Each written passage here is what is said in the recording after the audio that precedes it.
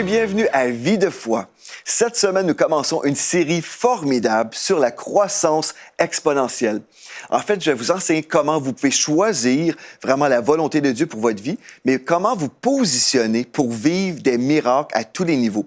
En fait, moi, je crois que Dieu nous a donné une autorité spirituelle où on peut choisir le chemin qu'on va suivre. On peut soit choisir notre chemin ou le chemin de Dieu.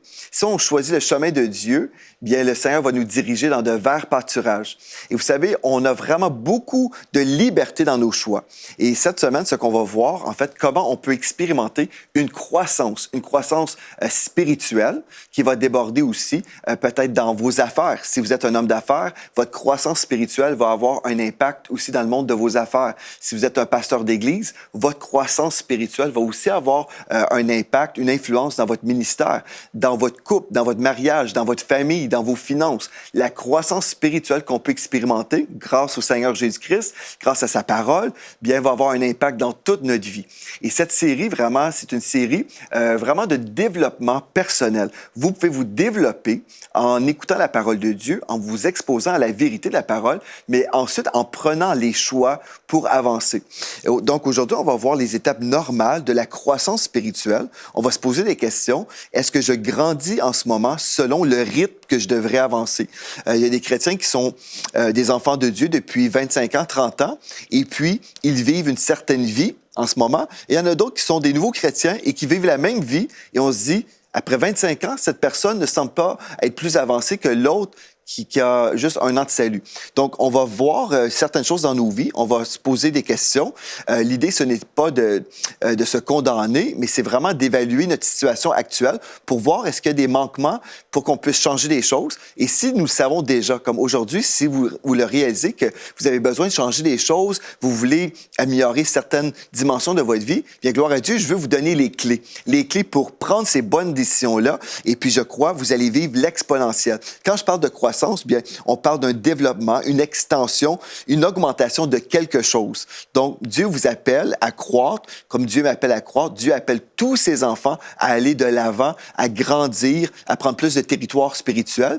Mais quand on parle d'exponentiel, en fait, c'est une parole que Dieu m'a donnée pour le début de cette année, que Dieu nous appelait à vivre dans notre église locale, mais dans ma vie personnelle, et je crois dans votre vie aussi. Je crois que c'est une parole pour tous les enfants de Dieu.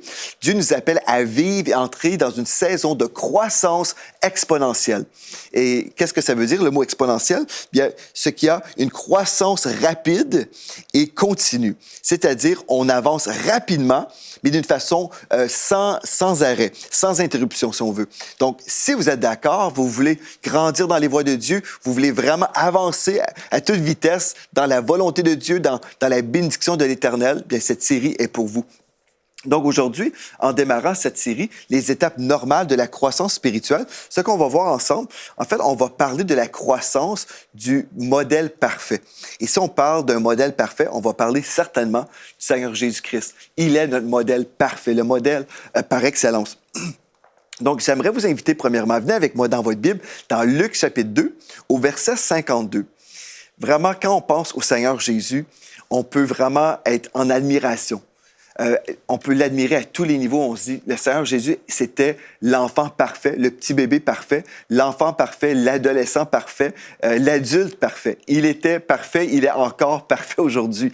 Donc, si on veut croître, on devrait voir bien le modèle de la vie du Seigneur Jésus. Est-ce que Jésus grandissait d'une façon parfaite? Certainement.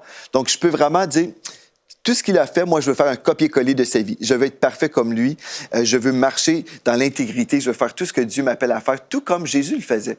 Donc, on va étudier dans cette première émission la vie du Seigneur Jésus, puis après, on va progresser tout au long de cette semaine. Je sais qu'on va vivre des choses formidables ensemble. Premièrement, Luc 2, 52 nous dit « Jésus croissait en sagesse, en stature et en grâce devant Dieu et devant les hommes. » Et dans la Bible Sommaire, il est écrit « Jésus grandissait et progressait en sagesse, il se rendait toujours plus agréable à Dieu et aux hommes. » Et on se pose la question, et moi je me suis posé la question, si Jésus était parfait, nous savons que le Seigneur Jésus était le Fils de Dieu, nous savons que Dieu le Père a envoyé son Fils Jésus sur la terre, nous savons que le Saint-Esprit est Dieu aussi, donc on comprend le Père, le Fils et le Saint-Esprit, et dans cette révélation de la Trinité, on se dit, mais si Jésus était parfait, Comment est-ce que c'est possible que Jésus a pu croître?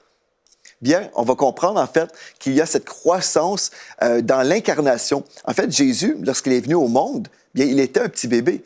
Vous allez comprendre que Marie n'a pas accouché d'un homme de 33 ans. Non, il a commencé comme nous tous, comme un petit bébé. Il a grandi dans les voies de Dieu et physiquement, il a grandi. Il a grandi aussi dans la révélation de Dieu, dans la sagesse, l'intelligence. Moi, je sais aussi que Dieu n'a pas donné toute la connaissance au Seigneur Jésus lorsqu'il était sur la terre. Il a dû grandir, être dépendant du Saint-Esprit. Et nous sommes aussi aujourd'hui dépendants du Saint-Esprit. Donc, on peut voir la vie du Seigneur Jésus. On sait que Jésus ne marchait pas enrobé d'une lumière de gloire. Partout où il se promenait, les gens ne pouvaient pas dire « Ah, voilà le Fils de Dieu ». Il ne flottait pas dans les airs. Non, il a vécu, même s'il était 100% Dieu, il a vécu comme un homme véritable, 100% homme. Donc, on va aller ensemble dans un texte, dans la parole, juste pour nous aider à comprendre tout ce que je suis en train de vous dire. Dans Philippiens chapitre 2 au verset 4. Donc, Philippiens chapitre 2 au verset 4, nous lisons « Que chacun de vous, au lieu de considérer ses propres intérêts, considère aussi ceux des autres. » Ça, c'est bon. Donc, on ne veut pas être égoïste. Au verset 5, « Ayez en vous les sentiments qui étaient en Jésus-Christ. Existant en forme de Dieu, il n'a point regardé son égalité avec Dieu comme une proie à arracher. Mais il s'est dépouillé lui-même en prenant une forme de serviteur, en devenant semblable aux hommes. Il a paru comme un vrai homme. Il s'est humilié lui-même, se rendant obéissant jusqu'à la mort, même jusqu'à la mort de la croix. » Donc, jusqu'à présent, vous me suivez? Ici, on sait que Jésus ne demeurait pas dans l'expression de cette divinité lorsqu'il est venu sur la terre. Il était Dieu. Ne pensez pas que je dis autre chose, là. Il était Dieu, mais les gens ne pouvaient pas le voir en le regardant. OK? Donc, c'est pour ça que nous voyons au verset 6, « Existant en forme de Dieu, il n'a point regardé son égalité avec Dieu comme une proie à arracher. » Donc, non, Jésus a accepté en fait de s'humilier. Il paraissait comme un homme tout à fait normal. Et là, nous voyons au verset 8, il s'est humilié lui-même, se rendant obéissant jusqu'à la mort de la croix. Au verset 9, c'est pourquoi Dieu l'a souverainement élevé et lui a donné le nom qui est au-dessus de tous les noms, afin qu'au nom de Jésus, tout genou fléchisse dans les cieux et sur la terre et sous la terre, et que toute langue confesse que Jésus-Christ est le Seigneur à la gloire de Dieu le Père. Donc, ce qu'on voit ici, dans ce texte-là, c'est que Jésus s'est humilié en venant sur cette terre, lorsqu'il s'est incarné, lorsque Dieu, le Fils, s'est incarné dans un corps humain, en marchant ici sur la terre, il s'est vraiment humilié. Il a quitté la gloire céleste. Il est venu marcher dans la poussière parmi les hommes, et nous voyons vraiment un cœur rempli d'humilité. Et on voit, grâce à cette humilité-là, il a pu grandir dans les voies de Dieu aussi. Moi, je crois que Jésus s'est limité. Il s'est limité dans sa révélation et il était toujours dépendant du Père. Il cherchait la face de Dieu, il priait et tout ce que le Père lui montrait, il faisait. Il marchait toujours dans l'obéissance. Donc, on doit comprendre, Jésus, le Fils de l'homme, oui, était le Fils de Dieu, mais aussi, il grandissait d'une façon où il était dépendant du Saint-Esprit, tout comme nous. Il a voulu vivre cette vie comme nous pour nous vraiment servir de modèle. Donc, si on s'imagine, bien, on ne peut pas vraiment regarder à Jésus comme étant notre modèle parce qu'il était Dieu et puis, bref, tout ce qu'il faisait, il pouvait le faire parce qu'il avait cette puissance-là. Bien, oui, je crois absolument que si Jésus avait voulu, certainement, il pouvait faire tout ce qu'il voulait. Il n'y a aucun souci là-dessus, mais il s'est limité lui-même par amour pour nous servir de modèle. Donc, on va justement regarder son modèle aujourd'hui. Donc, Jésus croissait en sagesse. Et dans le psaume 111, au verset 10, il est écrit « La crainte de l'Éternel est le commencement de la sagesse. Tous ceux qui l'observent ont une raison saine. Sa gloire subsiste à jamais. » Donc, nous savons, Jésus avait la crainte de l'Éternel, certainement. Même lorsqu'on pense à lui, lorsqu'il avait 12 ans, il s'est retrouvé dans la maison de son Père. Il craignait Dieu. Il avait cette foi en Dieu et cette révérence pour Dieu. Donc, Jésus croissait en sagesse. Ensuite, la Bible nous dit, dans Luc 2,52, il grandissait en stature. Donc, nous savons que Jésus a grandi physiquement. Amen. Donc, et aussi, on pourrait même transposer ça et dire qu'il avait une réputation qui a pu grandir aussi, certainement. Mais on peut comprendre aussi que physiquement, il a grandi comme tous les êtres humains. Et ensuite, il a grandi au niveau de la grâce ou la faveur, si vous préférez. Et dans Hébreux 5, verset 8, nous lisons, « Bien qu'étant fils de Dieu, il a appris l'obéissance par tout ce qu'il a souffert. » Ça, c'est vraiment intéressant. Moi, je sais, par exemple, en parlant de ma vie, moi, j'ai été persécuté à l'école quand j'étais petit parce que je suivais Christ. J'ai eu des enfants qui se sont moqués de moi. Et je suis certain que Jésus, le Fils de Dieu, a vécu des moments de difficulté où les jeunes s'opposaient probablement à lui, le persécutaient pour toutes sortes de raisons. Nous savons que le royaume des ténèbres était contre le Seigneur depuis toujours. Donc, nous savons que forcément, il a vécu des choses difficiles. Et pourtant, Dieu dit qu'il a grandi, il a appris l'obéissance par tout ce qu'il a souffert. Donc, je me dis, OK, wow, Jésus croissait en sagesse, en stature et en grâce devant Dieu et devant les hommes. OK, bien, c'est formidable tout ça. Mais là, celui qui est parfait, comment est-ce qu'il a pu vraiment grandir? Bien, il a grandi parce qu'en fait, tout ce que je suis en train de vous dire, c'est une croissance au niveau de sa personne en tant qu'être humain. Et c'est pour ça, vous, si vous êtes un être humain, vous êtes là aujourd'hui, vous pouvez croire tout comme Jésus. Donc, dans son humanité, Jésus a révélé la perfection à toutes les étapes de la vie. Jésus était le bébé parfait à 2 semaines. Jésus était l'enfant parfait à l'âge de 12 ans. Il était l'ado parfait à l'âge de 16 ans. Il n'a pas connu de crise d'adolescence. Jésus était parfait. Jésus était l'adulte parfait aussi, même à 20 ans. Et en passant, je vais ouvrir juste une parenthèse, les crises d'adolescence n'existent pas dans la Bible.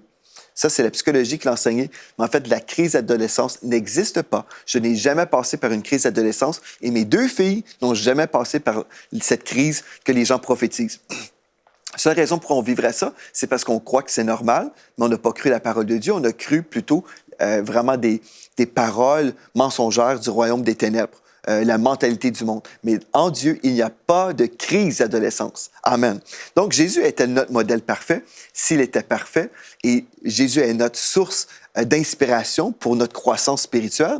Puis on devrait regarder à lui et dire, moi aussi, je veux être comme lui. Je veux grandir en sagesse, en stature et aussi en grâce devant Dieu et devant les hommes. Amen. Je devrais vivre de plus en plus de faveur avec les hommes. Et on va voir, est-ce que c'est possible pour vous? Si vous êtes un homme d'affaires, vous voulez vivre dans la grâce de Dieu, vous voulez expérimenter la faveur de Dieu. Si vous êtes dans le ministère, c'est la même chose. Peu importe ce que vous faites dans la vie, on veut tous expérimenter la faveur de Dieu et expérimenter la croissance. Vous savez, pourquoi on a besoin de parler de ce sujet, la croissance exponentielle? Bien, une des raisons, c'est que, en fait, on se pose la question, qu'est-ce qui nous rend vraiment heureux? Si vous dites, bien, qu'est-ce qui me rend heureux? Moi, c'est d'être un enfant de Dieu. Et je dirais oui, amen, gloire à Dieu. C'est le fait d'être sauvé. Je sais que le fait que nous allons tous au ciel un jour, bien, cela devrait nous donner de la joie. Puis on se dit, bien, gloire à Dieu, je suis sauvé en route vers le ciel. Mais savez-vous qu'il y a plusieurs chrétiens qui ne sont pas heureux? Oui, on peut voir des chrétiens nés de nouveau, baptisés du Saint-Esprit, et on peut voir la tristesse sur leur visage. Pourquoi? Bien, vous allez peut-être dire, ils ont une mentalité non renouvelée. Ça, c'est vrai. Parce que l'homme est comme les pensées de son âme, selon Proverbe chapitre 23, verset 27. Donc, c'est vrai, ou 17, pardon, 23, 17. Donc, l'homme est comme les pensées de son âme. Ça, c'est une réalité. Donc, si je pense les mensonges, je médite sur le mensonge, bref, je vais vivre... je vais commencer à vivre physiquement et même les gens vont pouvoir voir sur mon visage que je suis triste et malheureux parce que j'entretiens des pensées malheureuses. Ça, c'est vrai. Mais il y a aussi une chose très importante qu'on doit comprendre. En fait, c'est que la croissance et le sentiment qu'on avance est relié, en fait, à notre joie. Nous sommes joyeux si on a le sentiment qu'on avance dans la vie. Nous sommes joyeux si on expérimente la croissance régulièrement.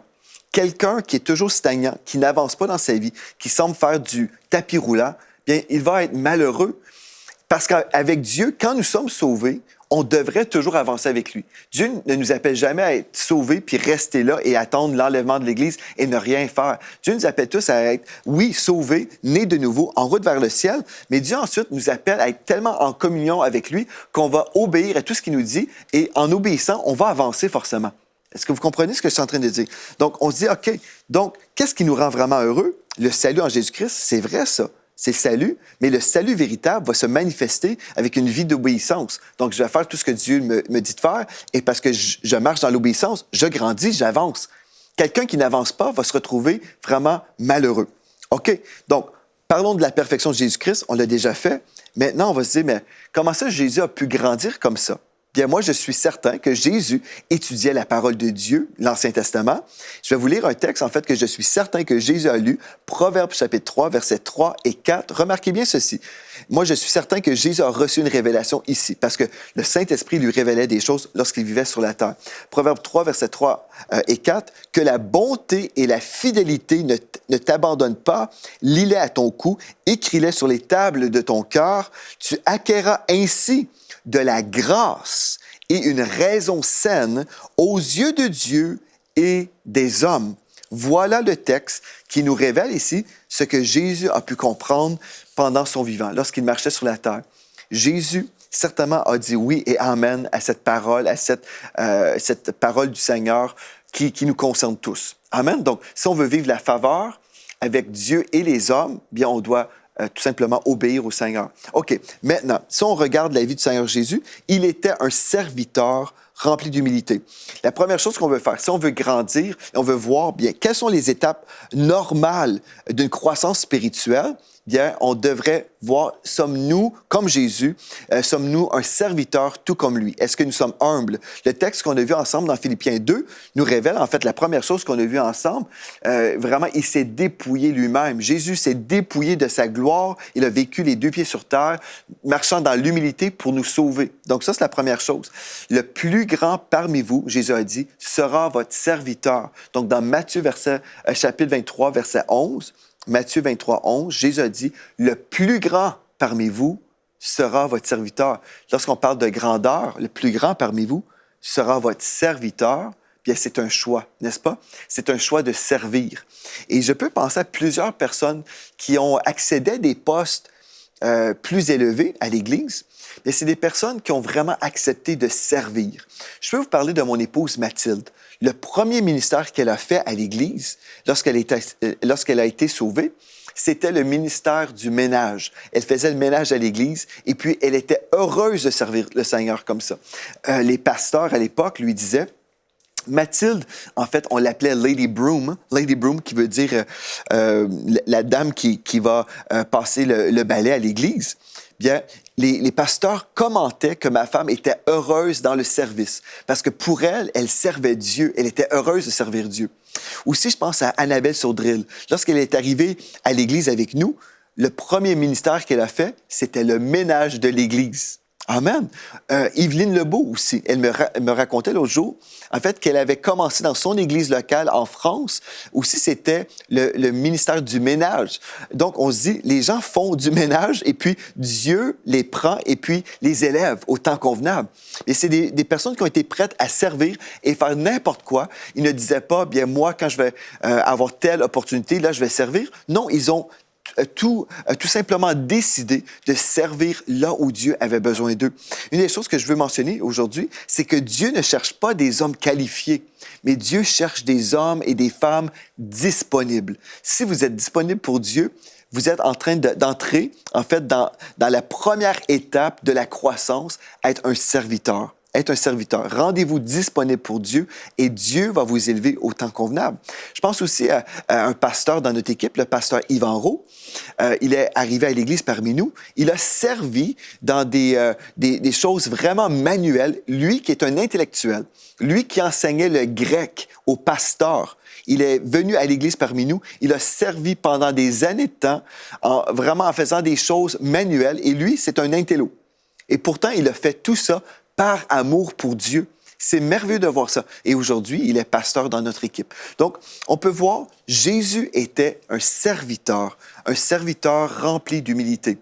Vous voulez croître, vous voulez avancer? Des fois, on est là, on se dit, ah, c'est pas ça que je veux entendre. Je veux savoir, bien, voici telle clé, là. Mais en fait, je vous donne une clé. La première chose, c'est l'humilité et un cœur de serviteur. Si vous ne faites rien en ce moment et vous avez le désir de vivre une croissance exponentielle dans votre vie, bien, revenez à la base, soyez comme Jésus, soyez un serviteur. Amen. Deuxième chose qu'on peut voir, c'est que les disciples de Jésus ont fait comme lui aussi. Donc, moi, je suis en train de vous dire, on devrait faire comme Jésus. Bien, les disciples du Seigneur Jésus faisaient comme Jésus aussi. Ils l'imitaient en toutes choses. Et là, on peut voir, par exemple, l'apôtre Paul, qui était certainement un disciple du Seigneur, il a dit à son fils spirituel Timothée, remarquez bien, dans 1 Timothée 4, versets 13 à 15, Paul a dit, « Jusqu'à ce que je vienne, applique-toi, Timothée, à la lecture, à l'exhortation, à l'enseignement.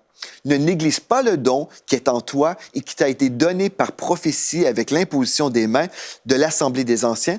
Occupe-toi de ces choses, donne-toi tout entier à elles, afin que tes progrès soient évidents de tous. » Donc, l'apôtre Paul disait à Timothée, en fait, on devrait voir un progrès dans ta vie, Timothée. On devrait voir... En fait, le texte dit, afin que tes progrès soient évidents pour tous. Donc, tout le monde devrait voir ta vie, Timothée, et dire, « Wow, tu grandis. Timothée avance dans les voies de Dieu. » Donc, si l'apôtre Paul disait ça à Timothée, bien, est-ce qu'on devrait croire que c'est applicable pour nous aussi? Paul disait, « Timothée, concentre-toi sur les choses spirituelles. » Parce que Timothée était pasteur. Donc, concentre-toi sur la lecture, l'exhortation et l'enseignement de la parole de Dieu. Donc, il devait répondre à l'appel d'une façon favorable et puis finalement vivre ensuite le progrès. Mais là, on se pose la question, si moi je ne vis pas de progrès dans ma vie, est-ce que c'est normal? Et vous savez, l'apôtre Paul a déjà parlé aux Corinthiens, puis on va y arriver aujourd'hui ou dans cette série. Il a dit, en fait, vous êtes toujours au lait spirituel, c'est anormal. Je ne pense pas que l'apôtre Paul avait une onction de condamnation. Son désir, ce n'était pas de condamner les Corinthiens. En fait, son désir, c'était de souligner un fait en leur disant, il y a un problème dans votre croissance, là. Vous êtes à l'Église depuis des années, voilà, mais il y a vraiment un problème.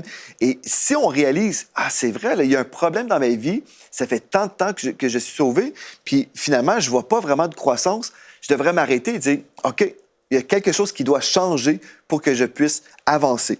OK. Donc, si on parle encore une fois de la croissance exponentielle aujourd'hui, s'il y a eu une croissance exponentielle, il y a forcément eu un déclencheur de cette accélération, n'est-ce pas? L'origine du déclencheur se retrouve dans la découverte et dans l'application des lois spirituelles divines. Dans cette série, nous verrons les lois spirituelles de Dieu que Dieu a créées qui nous permettront de croître dans les voies de Dieu. Donc, certaines étapes de la croissance spirituelle, première chose que vous devriez vivre, c'est la nouvelle naissance. On commence au début. Okay? On dit quelles sont les premières étapes de la vie chrétienne, de la croissance spirituelle. La première étape, c'est la nouvelle naissance que vous pourrez lire dans 1 Pierre, chapitre 1 et au verset 23. Je vous ai apporté quelque chose. Aujourd'hui, comme je me préparais pour venir faire de la télé, j'ai reçu ça sur moi, sur ma tête. Ces vêtements ont tombé sur moi. Et c'est spécial. Vous allez dire, mais c'est quoi ces vêtements-là, Pasteur Joël? Bien, en fait, c'était des vêtements qui m'appartenaient. Je portais ces vêtements-là quand j'étais tout petit. Et puis, ma mère m'avait donné ça en souvenir. Et je ne sais pas pourquoi, mais ça fait des années que j'ai ça dans ma garde-robe. Et puis, c'est un souvenir de mon enfance. C'est cute, c'est mignon, n'est-ce pas? Mais imaginez si j'essayais de porter ça aujourd'hui. Vous allez dire, ah, ça te ferait bien. Mais vous allez comprendre qu'il y a eu une croissance dans ma vie, n'est-ce pas? Bon, ma mère m'a donné ça en souvenir, je garde ça en souvenir, c'est très bien, c'est bien. Et on peut trouver ça mignon.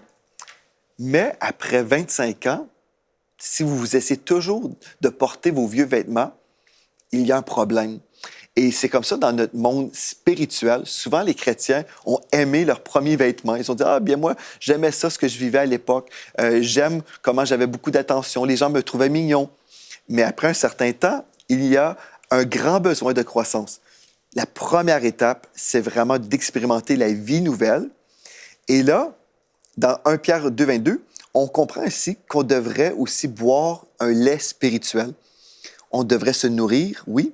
On devrait accueillir, recevoir le lait spirituel, qui est le lait pur de la parole de Dieu. Mais là, après un certain temps, on devrait passer du lait à la nourriture solide.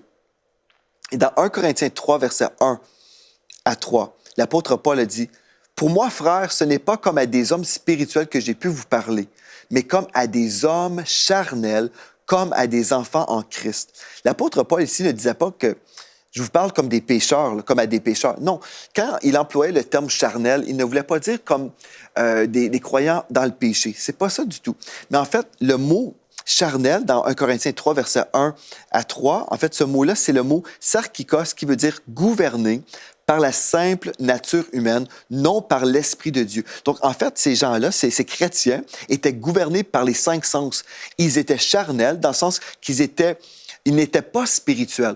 Et là, l'apôtre Paul, il disait, écoutez, bon, oui, vous avez bu du lait, c'est très, très bien, mais là, vous devriez être rendu au steak. Vous devriez manger une viande solide, mais je suis toujours obligé de vous donner du lait. Il y a un problème. Vous devriez être plus loin, là, spirituellement. Et au verset 2, il a dit, « Je vous ai donné du lait, non de la nourriture solide, car vous ne pouvez pas la supporter, et vous ne le pouvez pas, même à présent, parce que vous êtes encore charnel. En effet, puisqu'il y a parmi vous de la jalousie et des disputes, n'êtes-vous pas charnel et ne marchez-vous pas selon l'homme? » Donc ici, bon, dans ce cas-là, ils étaient charnels et dans le péché, mais on peut être dans la sainteté et être encore immature et être charnel. Des fois, on pense que charnel veut dire péché. Et souvent, bien, si vous êtes dans le péché, certainement, vous êtes charnel. Ça, c'est sûr et certain, c'est garanti.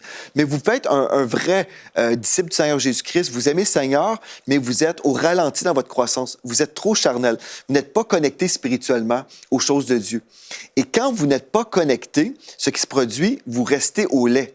Et Dieu vous dit, oui, c'est bon de prendre du lait. Au début de la vie chrétienne, il faut prendre le lait pur de la parole, mais après, il faut arriver à une place de maturité.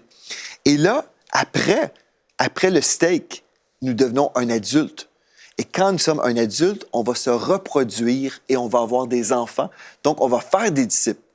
Mais si vous êtes un chrétien depuis de nombreuses années, vous êtes toujours au lait, vous ne mangez rien de très, très solide et vous ne gagnez pas de personnes à Christ. Vous ne gagnez pas des âmes à Christ. Vous pouvez voir, il y a quelque chose d'anormal dans ma croissance spirituelle. Et ce qu'on va voir demain, on va voir comment on peut régler tout ça, parce que Dieu nous appelle à boire du lait, à manger du steak, à avoir des enfants spirituels et expérimenter le summum de la bénédiction dans nos vies pour reproduire vraiment le royaume de Dieu, pour voir vraiment le royaume de Dieu avancer. Gloire à Dieu.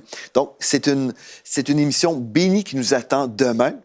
On va grandir ensemble dans les voies de Dieu. Je vais vous encourager. Prenez ça en note. Demain, c'est un rendez-vous à ne pas manquer.